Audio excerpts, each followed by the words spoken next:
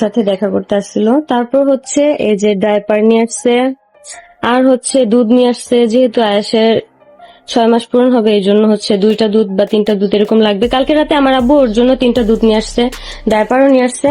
আর হচ্ছে আম্মু আমার জন্য জামা পাঠাইছে, আর এগুলা জানি না কার জন্য আসছে। এবার আখির ছেলে আয়াসের সাথে দেখা করতে গেল তার বড় আম্মু তিশা। তিশা যখন আয়াসকে দেখতে গিয়েছে, আয়াসের জন্য অনেক কিছু কিনে নিয়ে গেছে, সাথে আখির জন্য কিনে নিয়ে গেছে। তিশা, আয়াস এবং আখির জন্য যে সকল জিনিস নিয়ে গেছে সেগুলোই দেখালো আখি। তো দর্শক, ভিডিওটা শুরু থেকে শেষ পর্যন্ত স্কিপ না করে আমাদের সঙ্গেই থাকুন।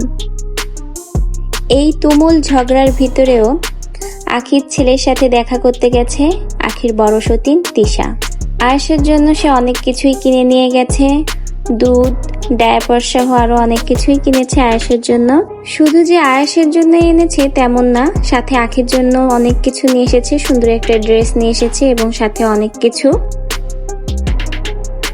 গতকালের একটা লাইভেই কিন্তু আখিকে একেবারে ধুয়ে দিয়েছিল তিশা, আর তিশার সাথে ছিল তার হাজবেন্ড আহাদ।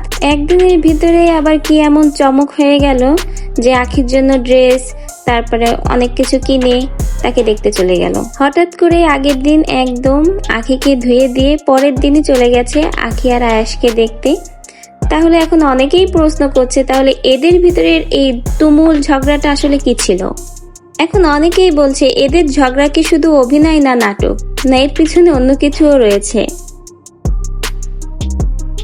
অনেকেই আবার এটা বলছে যে তিশা এমন ভাবে লাইভে এসে আখিকে ধুয়ে দেওয়ার পরে আখি কেন এই সকল জিনিস রেখে দিল, আখি কেন তার দেওয়া জিনিসগুলো ফিরিয়ে দিল না। তিশা আখিকে এত ছোট করার পরেও, তার সম্পর্কে এত খারাপ খারাপ মন্তব্য করার পরেও কিভাবে আখি পারে তিশার দেওয়া জিনিসগুলো রেখে দিতে? এটাই এখন অনেকের মনের প্রশ্ন। আসলে এই দুই সতীনের কি কোনো সম্মান নাই? এদের ভিতরে হচ্ছেটা কি? তিশা আখিকে নিয়ে এত খারাপ খারাপ মন্তব্য কথা বলার পরেও কিন্তু আখি তার লাইভে এসে তিশা বা আহাদকে তেমন কোনো খারাপ মন্তব্য করেনি। আখি সব সময় প্রথম থেকে বলে গেছে যে সে আর আহাদের সংসারে ফিরে যেতে চায় না, সে তার বাচ্চা আয়েশকে নিয়ে সামনের দিকে এগিয়ে যেতে চায়, তাকে নিয়ে এসে থাকতে চায়।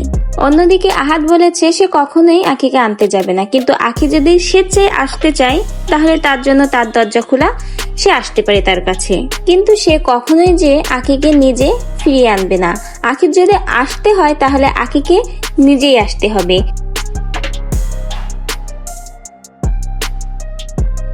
তো ভিউয়ার্স, এদের এই দুই সতীন আর এক হাজবেন্ডের কাহিনীতে আপনার কিছু বলার থাকলে অবশ্যই আপনার মূল্যবান মন্তব্য কমেন্টে জানিয়ে যাবেন।